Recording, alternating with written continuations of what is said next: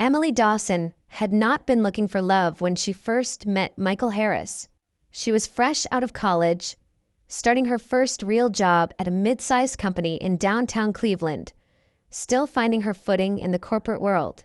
Michael, a few years older, worked there as an administrator, organized, steady, someone the younger employees leaned on when they felt overwhelmed. Their connection began quietly, through small acts of kindness. He helped her navigate systems, showed her the ropes, explained things patiently without ever talking down to her.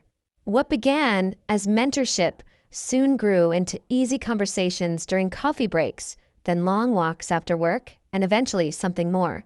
Over time, Emily discovered just how compatible they were. Michael wasn't flashy or loud.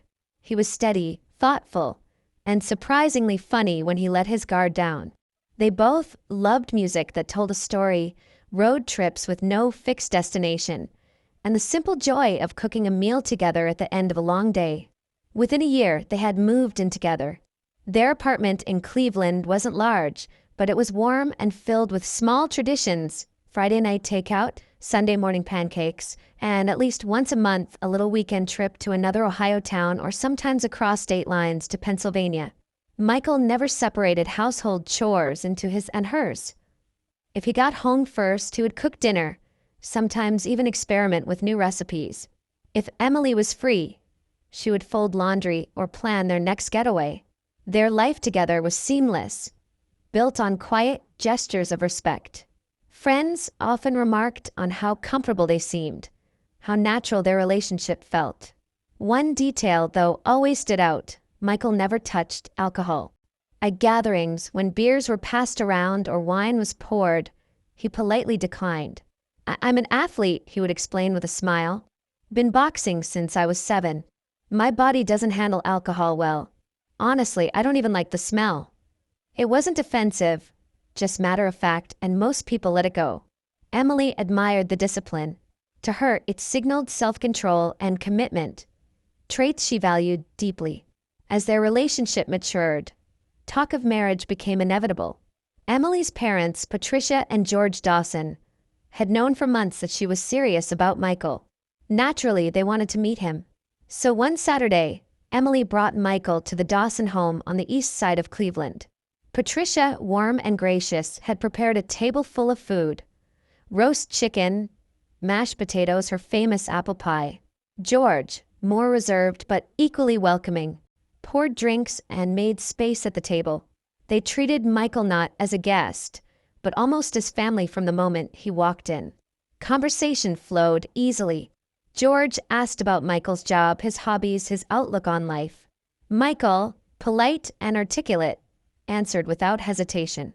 He admitted his love for hiking, his habit of early morning runs along Lake Erie, his preference for quiet evenings over noisy parties. Patricia noticed the way he looked at Emily, soft but steady, with a kind of protective warmth. Still, as the evening wore on, a subtle question lingered in Patricia's mind. Between bites of pie, she finally asked, "So, Michael, tell us a little about your family." "Emily hasn't said much. We'd love to know more." Michael froze just for a moment. It was quick, so quick most people wouldn't have noticed, but Emily did. His smile faltered, then returned practiced and calm. "Oh, they're in another part of Ohio," he said lightly. "Not much to tell, really. We don't see each other often." He shifted the topic with disarming charm, asking George about his work in logistics, steering the spotlight away from himself. Patricia exchanged a glance with her husband, then with Emily. It wasn't suspicion exactly, but curiosity. Why had Emily never met his family? Why, in all the time they had been together, had Michael never brought them up? Emily noticed it too. For the first time since she had fallen for him, she realized there was a part of Michael's life she knew almost nothing about. It wasn't the absence of detail that unsettled her, it was the way he deflected, as though there were doors he refused to open. The night ended warmly.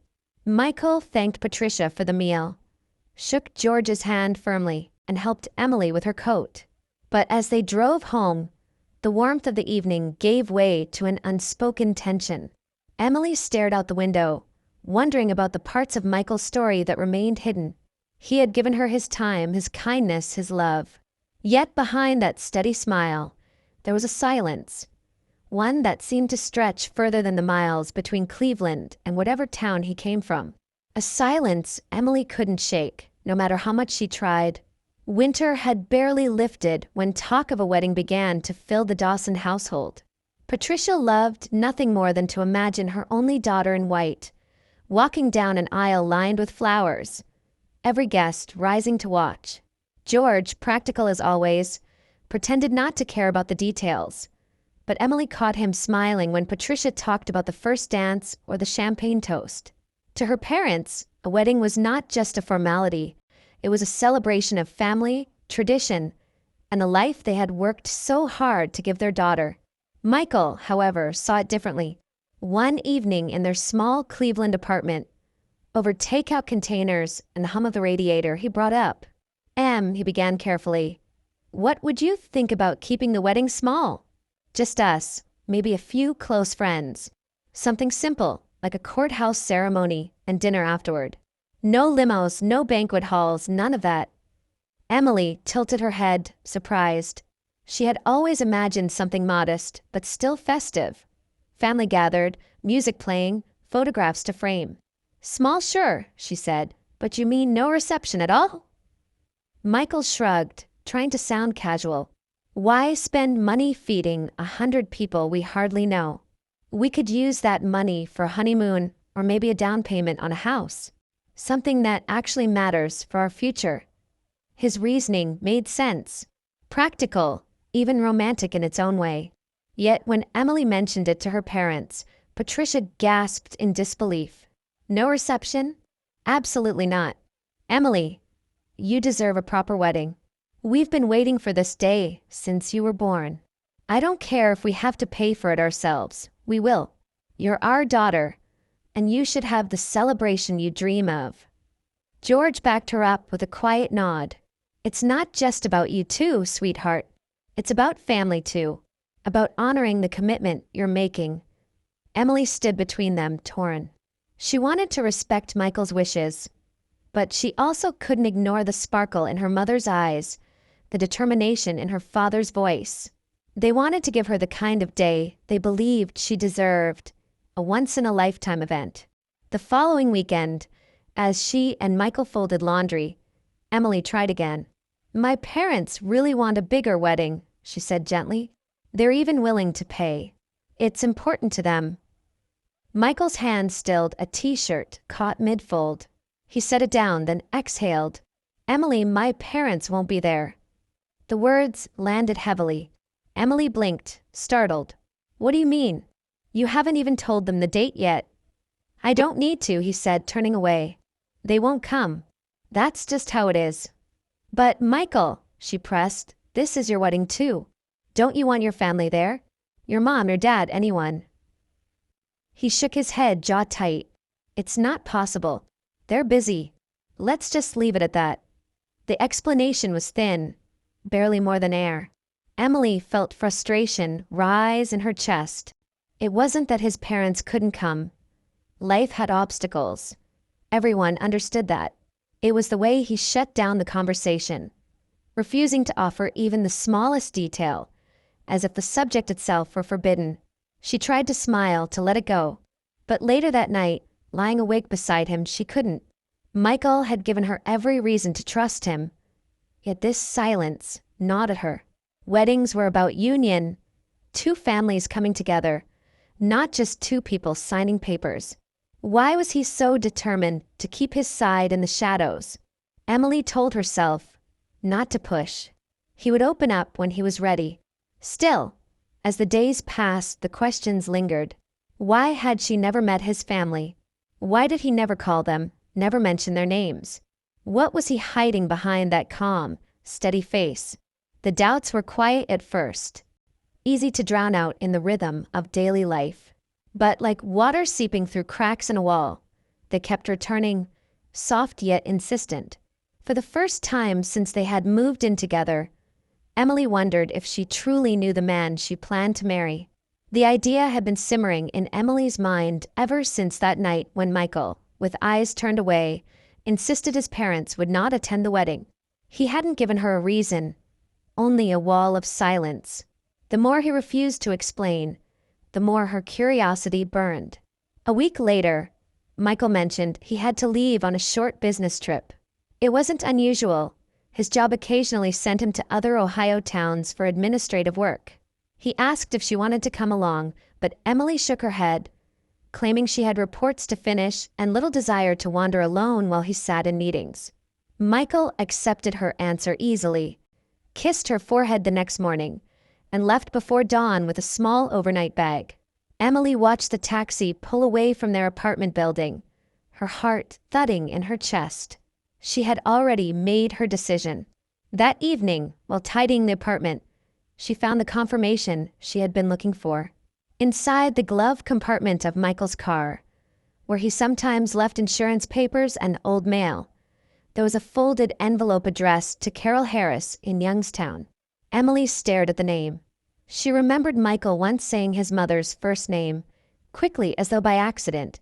Carol. It had to be her. She held the envelope for a long time debating.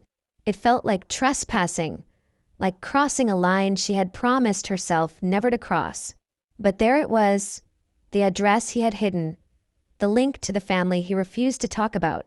She slipped the paper into her purse. The next morning, Emily packed a small bag and told her parents she would be running errands outside Cleveland. Then she got into her car and set the GPS to Youngstown. The highway stretched long and flat before her, the winter sun pale and cold against the windshield. As the miles rolled by, the scenery shifted from the bustle of Cleveland's outer suburbs to the quieter, grayer edges of Ohio's Rust Belt.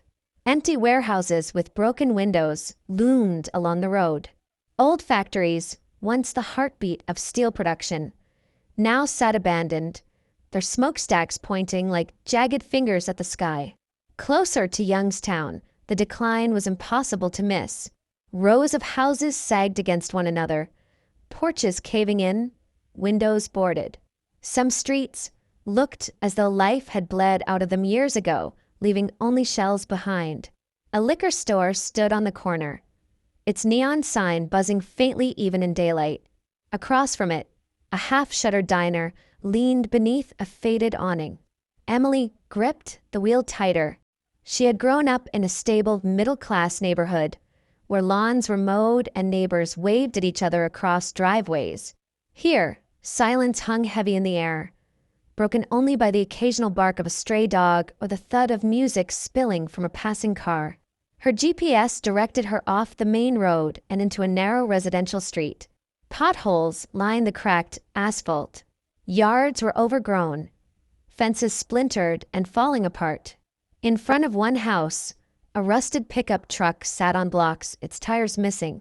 Laundry flapped stiffly on a line, though the cloth was so worn it was almost colorless. She slowed down, heart pounding. This was the world Michael had left behind, the world he had never wanted her to see. She thought about his refusal to drink, his avoidance of family talk, his insistence that his parents wouldn't come to the wedding. In this landscape, his silence began to make sense. Emily parked her car near a corner store with a sagging roof and a hand-painted sign. For a moment, she just sat there, staring at the address on the paper, unsure if she had the courage to knock on the door once she found it. Her stomach twisted with guilt. She loved Michael. She trusted him. But she couldn't build a marriage on shadows.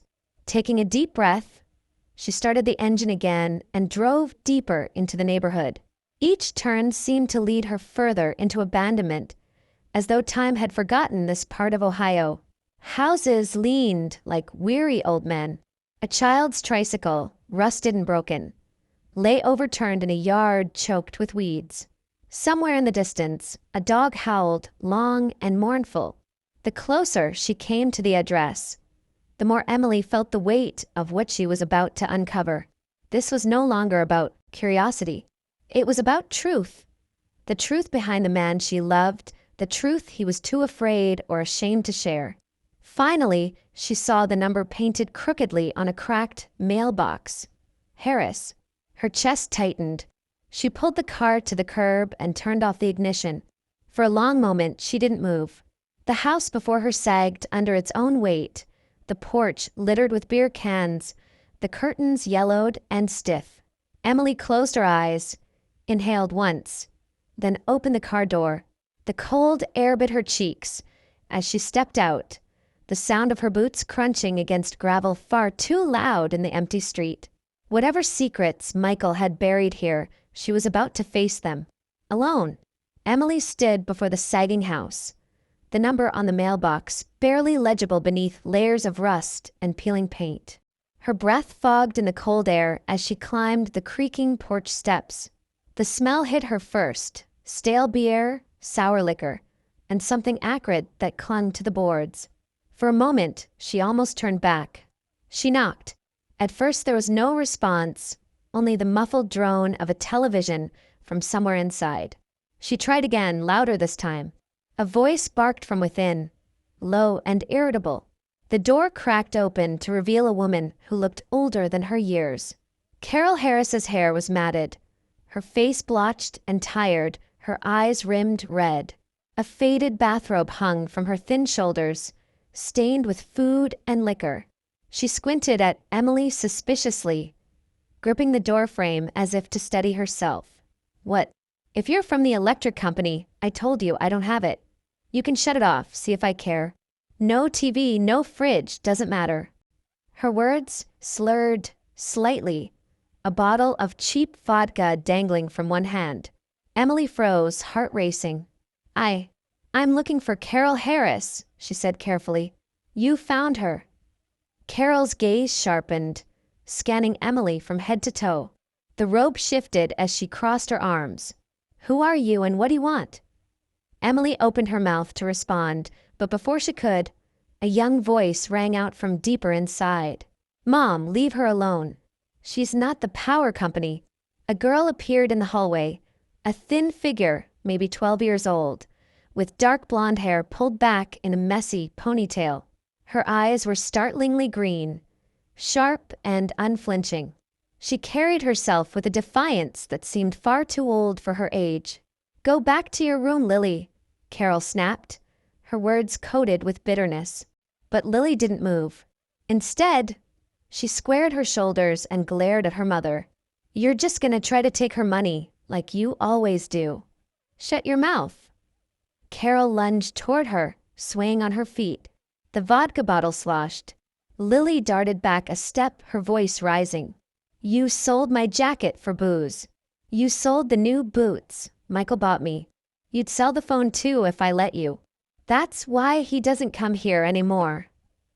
The words hung heavy in the air. Emily felt her stomach drop.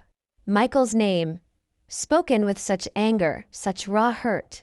Carol's face twisted, equal parts shame and rage. "Don't you talk about your brother like you know him. You don't know what he's done for this family. You don't know what I've had to do." Lily's hands clenched at her sides, her small chest rising and falling with quick, shallow breaths. "You've done nothing but drink. Daniel's gone, and Michael hates this place because of you. And when I grow up, I'm leaving too." Her voice cracked, but her eyes didn't waver. Emily stood frozen in the doorway, her mind spinning. She had come searching for answers, and here they were, ugly, raw, spilling out in front of her. Carol turned back to Emily, suddenly remembering the stranger on her porch. Her expression hardened. "You, whoever you are, you don't belong here. Get off my property." Emily's pulse thundered in her ears. Part of her wanted to obey, to run back to the safety of her car and forget she had ever come. But then she looked at Lily, at those fierce green eyes filled with a mix of courage and desperation. The girl's gaze lingered on her, silently pleading, though her lips said nothing. "I'm sorry," Emily whispered, stepping back onto the porch. "I didn't mean to intrude." Carol slammed the door shut, the sound reverberating through the brittle walls. Silence followed, heavy and suffocating.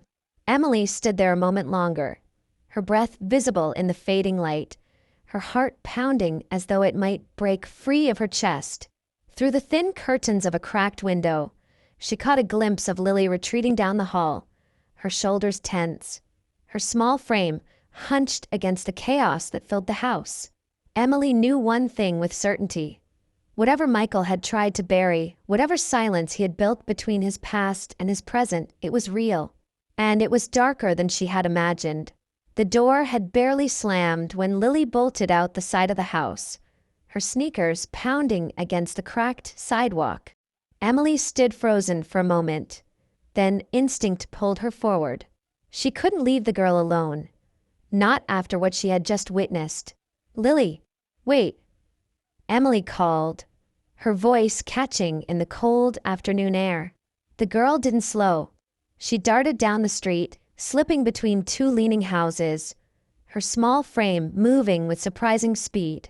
Emily hurried after her, her boots crunching over gravel and broken glass. Her heart raced, not just from the chase, but from the gnawing sense that if she let Lily disappear now, she might never find the truth Michael had spent his life hiding. After several blocks, the road opened into a clearing. An old convenience store squatted on the corner, its sign faded and its windows grimy. Beyond it, a narrow dirt path wound toward a stretch of water glinting faintly in the pale sun. Emily spotted Lily heading in that direction, shoulders stiff, hands shoved into her jacket pockets. Emily ducked into the store first, the bell over the door giving a weak jingle. Inside, the air was stale, lined with shelves of canned soup, dusty boxes of cereal, and a cooler humming with soda and cheap beer. She grabbed a packet of cookies, a stick of beef jerky, and a few brightly wrapped lollipops from a jar by the counter. The cashier, an older man with weary eyes, rang her up without comment.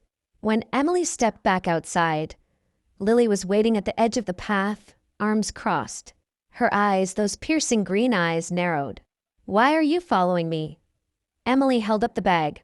"I thought you might want something to eat. That's all." For a moment, Lily didn't move. Then, with a shrug that tried to look careless but carried the weight of exhaustion, she turned toward the lake. "Fine, but I'm not going back home right now." Emily followed her down the path. It led to a small lake, ringed by bare trees and scattered rocks. The water was calm, reflecting the washed-out sky. Lily sat on a fallen log near the bank, pulling her knees to her chest. Emily sat a few feet away, opening the bag and setting the snacks between them. "Here," Emily said softly. "Take whatever you like." Lily eyed the cookies, then reached for one. She bit into it, chewing slowly, her face unreadable. After a moment, she took a lollipop too, rolling the stick between her fingers. Silence stretched between them, broken only by the soft lapping of water against the shore. Emily didn't rush it. She knew better than to push. Finally, Lily spoke. Her voice was quieter now, stripped of the defiance she'd shown her mother. "You're not from around here. I can tell. Why did you come?" Emily hesitated. The truth pressed against her chest. I know your brother, Michael." At the sound of his name, Lily's head snapped up. Her eyes widened, then narrowed with suspicion. "You're lying." "I'm not," Emily said quickly. "I'm engaged to him. We're supposed to get married soon." For a long moment, Lily just stared. Then, slowly, her shoulders dropped. "So that's why you showed up." She looked out at the water, her voice hardening. "He doesn't talk about us, does he?" Emily shook her head gently. "No, he never has. That's why I came. I wanted to understand." Lily gave a sharp laugh, one that didn't carry any humor. "Of course he doesn't. Why would he? This place, my mom, it's nothing he'd want you to see." Emily stayed quiet, letting the girl's words come on their own. Lily picked at the wrapper of her lollipop, then began, her voice low but steady. "Michael used to come home a lot, back when Daniel was still alive. He tried to help, tried to take care of things. But Mom, she was always drinking, selling whatever she could for booze. Jackets, shoes, even my school supplies. Michael stopped bringing stuff because she'd just traded away. He hated it here. Hated her. But he loved us. Especially Daniel. Her throat tightened and she paused. Emily's heart clenched. She could hear the truth pressing at the edges of Lily's voice. A truth she wasn't sure she was ready to bear. Daniel was different, Lily whispered. He was strong. He always protected me, even from Mom's boyfriends. But one night, one of them came after her with a knife. Daniel stepped in. She stopped, staring at the lake as though the water itself might swallow the memory. He didn't make it. Emily's chest ached. She wanted to reach out, to put a hand on Lily's shoulder, but she didn't. The girl wasn't asking for comfort. She was telling her story because no one else would. That's why Michael doesn't come back, Lily said finally, turning those green eyes on Emily. He blames himself. He thinks if he'd been here, Daniel would still be alive. But he couldn't save him. He couldn't save any of us.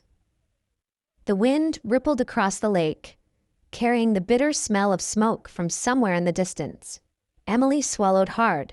In that moment, she understood why Michael never drank, why he never mentioned his family, why he shut down whenever she asked. His silence wasn't pride or secrecy. It was grief. And sitting beside Lily, Emily knew the truth she had uncovered was only the beginning. The wind off the lake carried a damp chill, and Emily pulled her coat tighter, but she didn't move. Lily sat hunched forward on the log, elbows on her knees, staring at the water as though the stories trapped inside her would only come out if she kept her eyes fixed on something steady. There were 4 of us, Lily began, her voice flat but edged with a bitterness too old for a 12-year-old. My oldest sister is Sarah. She got married before she even finished high school. She's got kids now, a couple of them, maybe more. We don't see her much. Then there's Michael. Then Daniel, he was only a year younger than Michael. And then me. Emily's breath caught. She could picture Michael as an older brother, protective and steady. But Daniel, his name hung in the air like a ghost. Sarah's always been kind of a mess, Lily went on. She married this guy who drinks almost as much as Mom. Sometimes they fight, sometimes they make up, sometimes the police come. Social services showed up once, almost took her kids. She cleaned up just long enough to keep them. But it never really changes. That's just the way things are with her. She picked at a thread on her jeans, then tore it free. Michael left as soon as he could. He went to community college in Cleveland, started working, tried to make a life for himself. He'd come back on weekends, bring us food or clothes. He always worried about me and Daniel. He'd yell at Mom, try to make her stop drinking, but it never stuck. She'd just wait until he was gone and then start again. Emily swallowed hard, trying to keep her expression neutral, though her stomach twisted. Daniel was different, Lily whispered. He stayed. He tried to hold things together, especially when Michael was away. He protected me, even from Mom. And he really believed he could save her. Her voice cracked. Emily waited, letting the silence hold space. One winter, a couple years ago, Mom was with this guy, Lily said finally. His name was Tony. He was mean. Always drunk, always angry. One night, he came after her with a knife. I don't even know what they were fighting about. Something stupid, probably. Daniel jumped in. He tried to get between them. Tried to stop Tony. He got stabbed before anyone could do anything. The words hit Emily like a blow. She covered her mouth, horrified.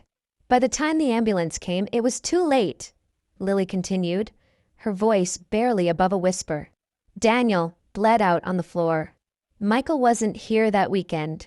He couldn't make it back because of a snowstorm. He said later that if he'd been here, Daniel wouldn't have died. He screamed at Mom at the funeral, told her she'd killed him. And maybe she did. If she hadn't let Tony into our lives, Daniel would still be alive. Emily blinked back tears, her throat tight. She could almost see it. The cramped living room, the shouting, the flash of a knife, Daniel collapsing while his little sister watched. Michael never came back after that, Lily said. Not really. He showed up one last time, to pack his things and to make sure I had what I needed. He gave me a card opened a bank account for me, put money in whenever he could. But he wouldn't step inside the house again. He told Mom if she brought another man around, he'd call the cops and have him locked up. And I believed him. Everyone did. People around here don't mess with Michael anymore. But he still won't come back. Lily finally turned to look at Emily. Her eyes were wet but hard, daring Emily to deny her story. That's why he doesn't drink. That's why he never talks about us. He hates alcohol, hates what it does, hates her, and he blames himself every single day for Daniel. Emily's chest ached. She wanted to gather the girl into her arms, to tell her it wasn't Michael's fault, that no one could have stopped a storm or changed that night. But she understood now why Michael had built such thick walls around his past. Every sip of liquor, every shadow of that house, carried the memory of blood on the floor and the brother he couldn't save. For a long while, neither of them spoke. The lake shimmered dully, the sun sliding lower, casting the world in shades of gray. Emily stared at the water, trying to absorb the weight of what she had just heard. She thought about the man she knew, the man who laughed softly when she burned pancakes, who folded laundry without complaint, who kissed her hand in passing as though it was the most natural thing in the world. And now, beneath all of that, she saw the grief he carried like a second skin. It wasn't shame that kept him silent. It was pain. Pain so deep he couldn't bear to name it. Emily closed her eyes, a single tear slipping down her cheek. For the first time, she fully understood why Michael never raised a glass, never let himself relax when others lost themselves in drink. For him, alcohol wasn't a casual indulgence. It was the reason his family had fallen apart, the reason his brother was buried in the ground, the reason he kept Lily at arm's length though he loved her fiercely. And for Emily, the truth was both devastating and clarifying.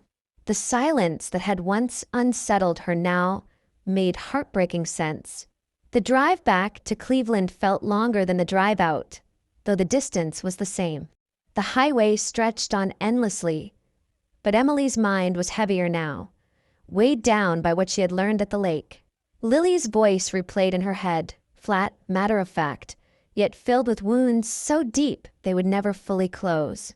For siblings, a mother consumed by addiction, a brother buried too young, and Michael caught in the middle of it all, carrying guilt that was never his to bear. Emily tightened her grip on the steering wheel. For years she had wondered about Michael's silence, his refusal to speak of family, his unyielding avoidance of alcohol. Now she understood. Every sip of whiskey or beer didn't just remind him of the chaos he had escaped. It dragged him back to the night he lost Daniel. His abstinence wasn't discipline alone. It was survival. The city skyline came into view, the familiar outlines of Cleveland rising against the fading afternoon sky. Emily's chest ached with conflicting emotions. She loved Michael more deeply than ever, knowing now the strength it had taken for him to build a new life. But she couldn't ignore the girl she had left behind. Lily, with her fierce green eyes and brittle courage, was still stuck in that collapsing house, still bracing against the chaos that had already stolen too much from her. When Emily finally stepped into her parents' home that evening, Patricia noticed the shadow in her daughter's eyes at once. Dinner sat waiting on the table. Roast chicken, potatoes, the comforting smells of a safe and steady household. But Emily couldn't taste any of it. "Sweetheart, what's wrong?" Patricia asked softly, touching her hand. Emily hesitated, then shook her head. "Nothing you can fix, Mom. Just, I've been thinking about the wedding." George looked up from his plate, curious. "Changed your mind about the big party already?" His tone was light, but there was an edge of surprise. Emily drew a steady breath. "Yes, I don't want the big wedding. I don't need the banquet halls, the limousines, or the flowers.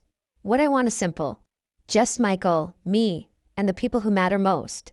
And that means Lily should be there." The room fell quiet. Patricia's brows knit in confusion. "Lily, she's his little sister," Emily explained, her voice trembling slightly. "I met her.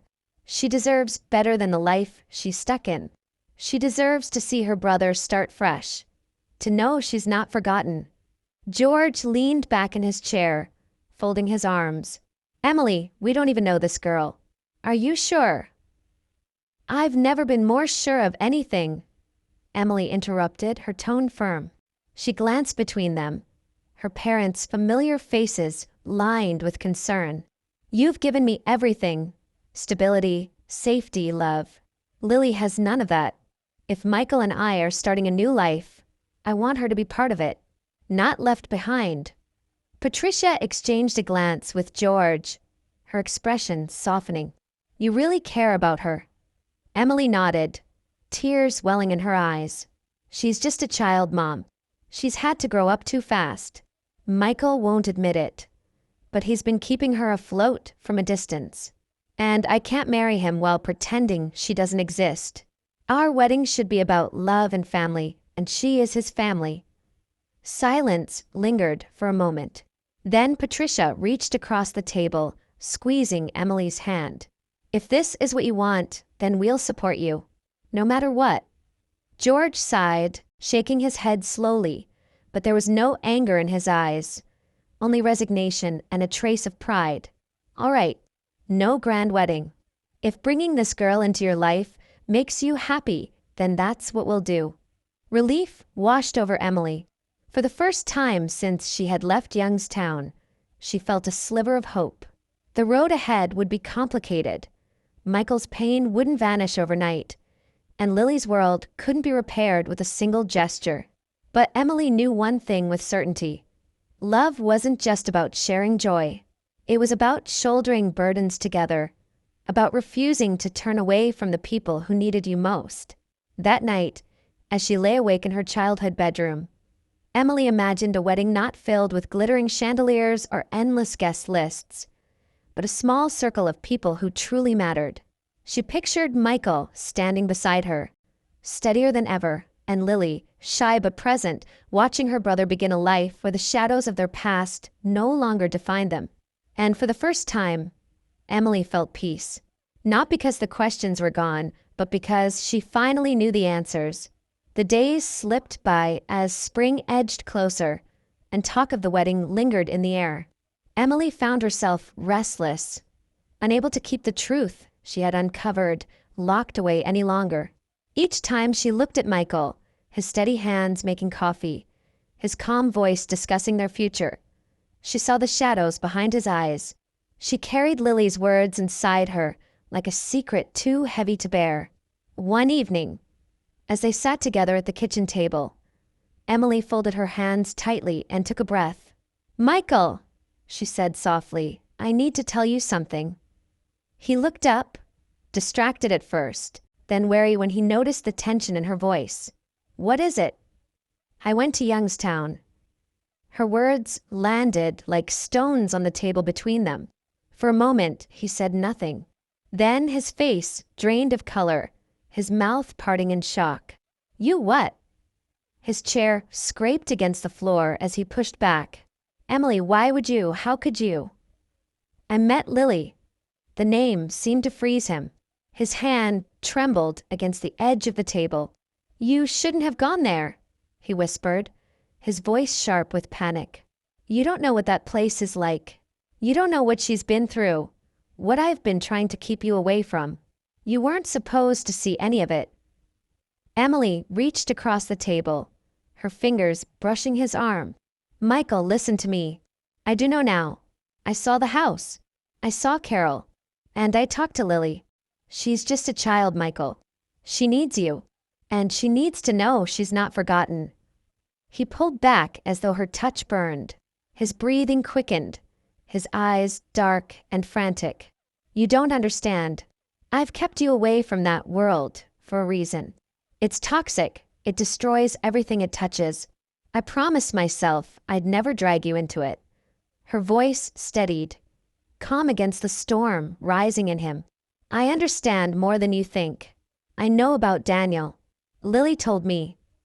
Michael flinched as if struck. His jaw tightened, and for a long moment he stared at her in silence. Then, slowly, he sank back into his chair, burying his face in his hands. His shoulders shook with the weight of memories he had never shared. "I should have been there," he said hoarsely.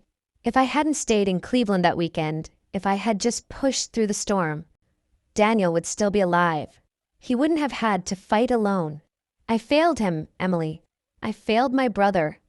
Emily's eyes blurred with tears, but her voice remained firm. "It wasn't your fault. You couldn't have stopped that night. No one could. You didn't fail him, Michael. You were a kid yourself.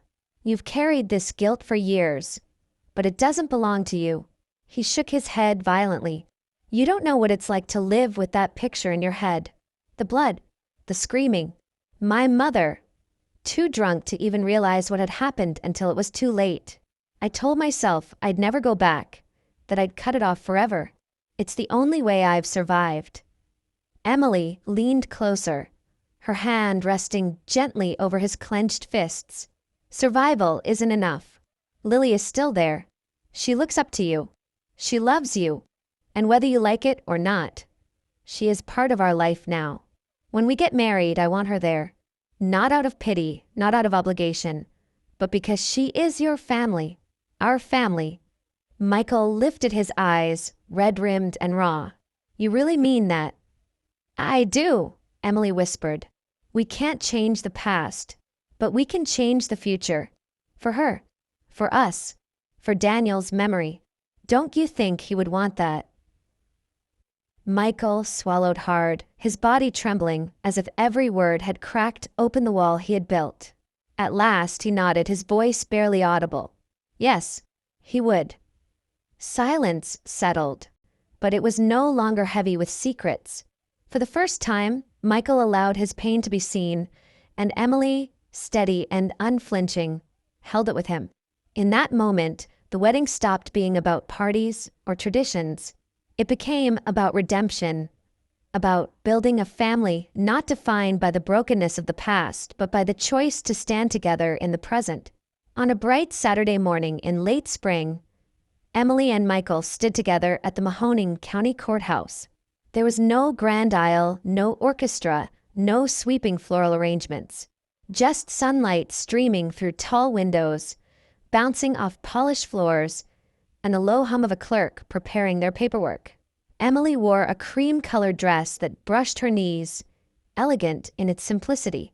Michael stood beside her in a navy suit, his posture straight but his hands trembling slightly. When the judge asked them to join hands, Emily felt the strength of his grip, the quiet determination that had carried him through so much darkness. The ceremony was brief. A handful of words, vows spoken softly, signatures scrawled across paper. And then it was done. They were husband and wife. Emily's parents clapped, Patricia dabbing at her eyes with a tissue. George cleared his throat gruffly, hiding emotion behind formality. Two of Michael's closest friends from work offered warm congratulations. But the moment that struck deepest was when Lily, dressed in a borrowed floral dress and sandals that Emily had bought her just days before, stepped forward. She looked small, almost fragile, yet her eyes shone with pride.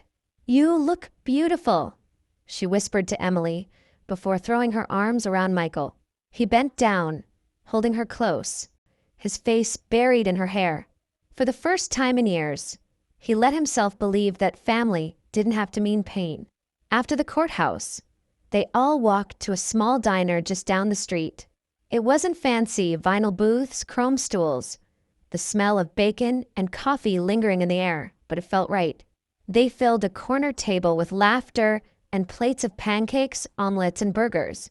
Emily's best friend snapped photos on her phone, capturing moments more genuine than any staged portrait. Michael cutting a piece of cake with Lily grinning beside him. Patricia showing the girl how to stir cream into her coffee. George leaning back with a rare smile as he watched his daughter glow with happiness. The waitress, curious about the small gathering, eventually caught on that it was a wedding celebration. She brought out a slice of pie with "Congratulations" scrawled in chocolate syrup, refusing to take payment for it. The entire table cheered as Emily and Michael shared a forkful. It wasn't champagne in crystal glasses, but it was sweeter than anything either of them had imagined. When the meal ended, Michael stood and cleared his throat, his voice catching as he addressed the table. I know this isn't the kind of wedding people expect, but for me, it's more than I could have asked for. For years, I thought I didn't deserve this. Peace, love, a family that believes in me. Today proves I was wrong. And having Lily here, his voice broke. He reached for his sister's hand. It means everything. Lily squeezed back. Her chin trembling though, she held her head high. I'm glad you didn't forget me, she whispered, audible enough for only him and Emily. Later, as the plates were cleared and coats gathered, Michael pulled Emily aside. He held a small envelope, documents tucked neatly inside. I already talked to a lawyer, he said, his voice low but steady. I want to start the process of becoming Lily's guardian. CPS will need to evaluate and there'll be court hearings. But I don't want her left in that house any longer than she has to be. Emily's eyes brimmed with tears. She touched his cheek, smiling through the emotion swelling in her chest. We'll do it together. She's our responsibility now. Our family. Outside, the afternoon sun bathed the street in golden light. Michael, Emily, and Lily walked side by side, the girl holding both their hands as though afraid to let go. For years, Michael had carried only guilt and loss when he thought of family. Now, with Emily on one side and Lily on the other, he felt something entirely new, hope. After the simple ceremony and the small diner celebration, life began to shift in ways Emily had only dared to imagine. Their apartment, once quiet and perfectly arranged, now carried the sounds of a 12-year-old adjusting to a new world. Lily's laughter echoed down the hallway when she found a pair of rollerblades at a thrift shop Emily had taken her to. Her school books spread across the kitchen table in the evenings, her scribbled notes mixing with Michael's work files and Emily's lesson plans. At first, Lily moved cautiously through the apartment as though afraid the welcome might wear thin. But each day, Emily and Michael reminded her she belonged. They cooked together, shared stories at dinner, and made new routines. Emily helped her with homework, while Michael showed her how to throw a proper punch at the local boxing gym. Slowly, the haunted look in Lily's eyes began to soften. Of course, nothing about the transition was simple. Within weeks, Michael was on the phone with lawyers and social workers, starting a process that would make him Lily's legal guardian. Child Protective Services scheduled home visits, checking their apartment for safety, reviewing their finances, interviewing both Michael and Emily. The court required background checks, letters of reference, proof of steady employment. It was exhausting, but Michael never complained. One evening, after yet another long call with their lawyer, Michael sank onto the couch, running a hand over his face. It feels like they're measuring every inch of me, waiting for me to fail. Emily sat beside him, resting her head on his shoulder. They're not waiting for you to fail. They just want to be sure Lily's safe. And she is. You've already been taking care of her in every way that matters. Her words proved true. At the first hearing, the judge reviewed the case, noting Michael's clean record, his stable job, and the strong support system provided by Emily and her family. Carol didn't contest the petition. In fact, she didn't even show up. By the end of the summer, Michael received full guardianship of Lily. The day they walked out of the courthouse, Lily clutched the official papers in her hands like a shield against everything she had endured. Michael bent down, his voice breaking. You're with us now. For good. No one can take that away. Emily blinked back tears as Lily buried her face in her brother's chest. In that moment, the Harris family began to heal, not by forgetting the past, but by choosing a different future. Months later, on a gray November morning, Michael suggested something he had avoided for years. I want to take you both to see Daniel. His tone was steady, though his hands twisted together nervously. So they drove back toward Youngstown, the air crisp with the bite of early winter. The cemetery sat on a low hill outside town, quiet and still. Leaves, brown and brittle, clung stubbornly to bare branches.